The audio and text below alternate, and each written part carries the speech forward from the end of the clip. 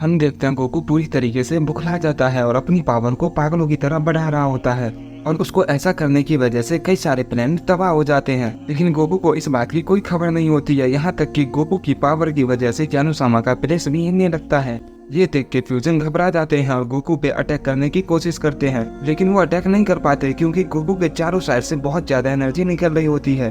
Fusion ये देख के कहते हैं, आखिर ये कर क्या रहा है? ऐसे तो ये सब कुछ तबाह कर देगा। आखिर ये इतनी ज्यादा पावर ला कहाँ से रहा है? इसके अंदर इतनी ज्यादा पावर थी, क्या सच में मोबाइल इतना ज्यादा ताकतवर हो सकते हैं?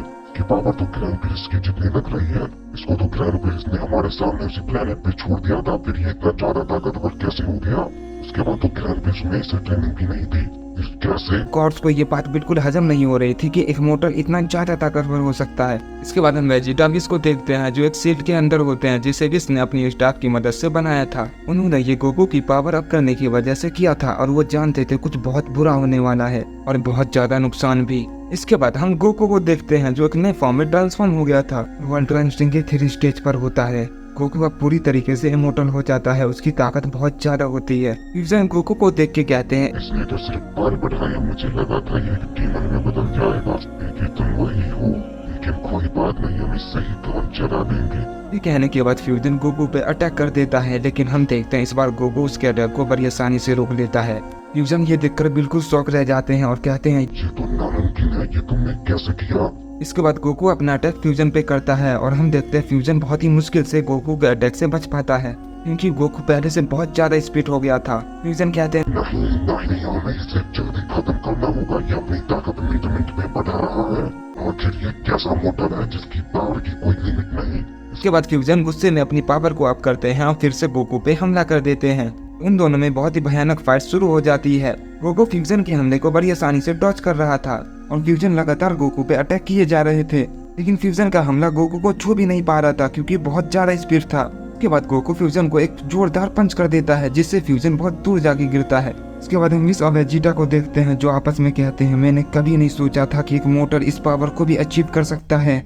इसके बाद वेजिटा कहता है, मैं तो सोच भी नहीं सकता एक साइयन इतना ज्यादा ताकतवर भी हो सकते हैं। मुझे लगता है कि गॉड ऑफ डिस्ट्रक्शन बहुत ज्यादा ताकतवर होते हैं और हम उनके सामने कुछ नहीं, लेकिन इस साइयन की ताकत तो बहुत ज्यादा है, गॉड्स भी इसका कुछ नहीं बिगाड़ पा रहे हैं। मैं इस बारे में बिल्कुल गलत था, साइयन्स बहुत ज्यादा ताकतवर होते हैं। इन्हें तो सारे गॉड्स को एक साथ धूप चढ़ा दिया और ऊपर से ये फ्यूजन से भी इतना अच्छा लड़ रहा है। सारे गॉड्स फ्यूजन होके भी उसके सामने नहीं टिक पा रहे। ये बाकियों से अलग साइयन है, ये वाक्य में लाजवाब है। उसके बाद हम गोकू को देखते हैं, वो कहता है, मरने के लिए तैयार हो जाओ। ये कहकर गोकू अपने बहुत ही पावरफुल की बला से उन फ्यूजन पे अटैक कर देता है। फ्यूजन उस अटैक को देख के शॉक हो जाते हैं और बहुत ही मुश्किल से उससे बच पाते हैं, लेकिन उस अटैक की वजह से उनको काफी चोटें आ जाती है। फ्यूजन अपनी हार को बर्दाश्त नहीं कर पा रहे थे, वो और भी ज्यादा गुस्सा हो जाते हैं और कहते हैं, आखिर हम इस मोटर से हार क्यों रहे हैं?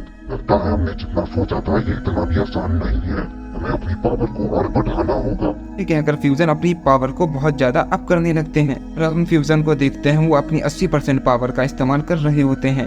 उनको ऐसा करने की वजह से काफी ज्यादा तबाही मच जाती है। पावर अप करने के बाद फ्यूजन फिर से गोकू पे अटैक कर देते हैं। फिर से उन दोनों में बहुत ही भयानक फाइट शुरू हो जाती है और पूरा मल्टीवर्स हिलने लगता है। उनकी फाइट की वजह से अंतरिक्ष में रोशनी फैल जाती है क्योंकि वो दोनों एक दूसरे पे अपने कीबला से अटैक कर रहे थे जो बहुत ही ज्यादा पावरफुल होते हैं। उनकी ताकत बहुत ज्यादा होती है, इसीलिए ऐसा होता है और हर जगह तबाही तबाही दिखाई देती है। इसके बाद हम जानू-सामा को देखते हैं जो अपने प्लेस में बैठ के उनकी फाइट देख रहे थे। जानू-सामा ग्रैंड प्रिस्ट से कहते हैं, ग्रैंड प्रिस्ट, हमें उनके पास जाना होगा क्योंकि अगर वो ऐसे ही लड़ते रहे तो पूरे मल्टीवर्स को तबाह कर देंगे। हमें उनके पास जल्दी जाना होगा और उन्हें रोकना होगा।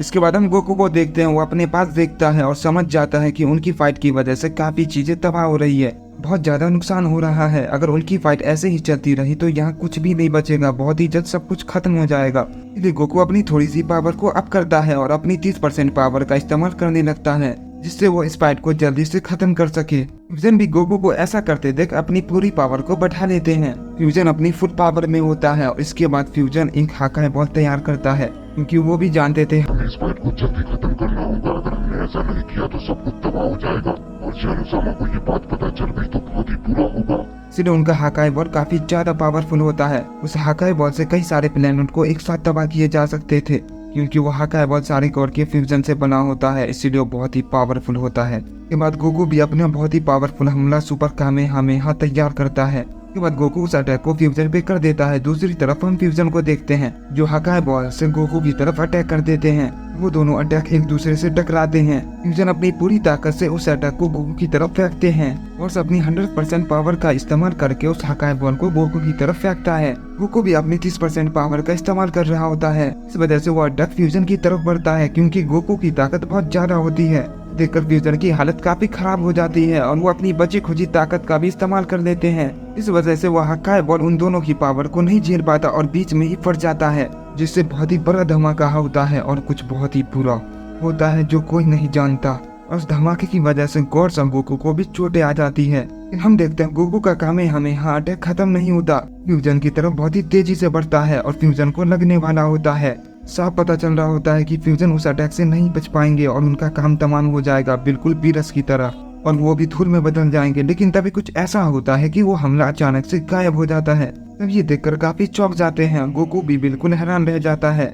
तभी हम वहाँ पर देखते हैं ग्रैंड बेस्ट और जेनोसामा और उसके गार्ड वहाँ पर आ जाते हैं। फ्यूजन को ये देखकर जान में जान आती है क्योंकि वो जानते थे इस अटैक से बचना उनके लिए मुश्किल ही नहीं नामुमकिन था, क्योंकि उन्होंने अपनी पूरी बची खुची ताकत इस्तेमाल कर दी थी और उनके पास अब जरा भी एनर्जी नहीं थी। इसके बाद हम गोकू और फ्यूजन को देखते हैं जो घायल हो चुके थे उस धमाके की वजह से। लेकिन हम देखते हैं फ्यूजन की हालत ज्यादा खराब थी और वो ज्यादा घायल हो चुके थे। उनकी ताकत पूरी खत्म हो चुकी थी जिस वजह से वो अलग हो जाते हैं। इसके बाद हम गोकू को देखते हैं जो काफी थक गया था कि उसने टाइम चैम्बर से ट्रेनिंग करने के बाद बिल्कुल भी आराम नहीं किया था, क्योंकि वो टाइम चैम्बर से निकलने के बाद ही लगातार फाइट कर रहा था। उसने जरा भी आराम नहीं किया था और यहाँ तक कि अपने घर तक भी नहीं गया था और वो लगातार वेजिटा, बीरस और सारे गॉड्स और यहाँ तक कि उनके फ्यूजन से भी फाइट कर रहा था, वो भी बिना रुके हुए। और गोकू को देखकर सब पता चल रहा होता है कि वो काफी थका हुआ है। हम गोकू को देखते हैं वो फिर भी अपनी उसी अल्ट्रा इंस्टिंक्ट की थर्ड फॉर्म में होता है। गोकू को ऐसा करते थे सभी लोग हैरान होते हैं। अब फ्यूजन को भी अच्छे से ये बात समझ आ गई थी कि ये कोई आम मॉडर्न नहीं है।